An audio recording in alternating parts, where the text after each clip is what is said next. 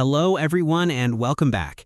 In today's video, I'm going to show you how to record audio from your computer using Audacity step by step.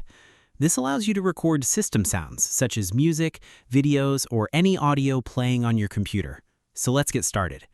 First, open Audacity on your computer. Next, click the Audio Setup button on the top toolbar. Then, select Recording Device. Choose your computer's speakers, loopback, or stereo mix as the recording device. If stereo mix is not available, select your speaker device with loopback. Next, make sure the playback device is set to your speakers or headphones. Then, click the Record button. Now, play the audio you want to record on your computer. Audacity will begin recording the system audio. When you're finished, click the Stop button. To save the recording, click the File menu. Select Export Audio.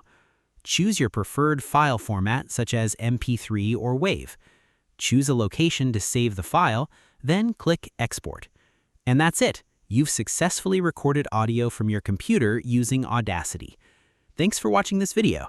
If you found this tutorial helpful, don't forget to like, subscribe, and turn on notifications for more Audacity tutorials and tips.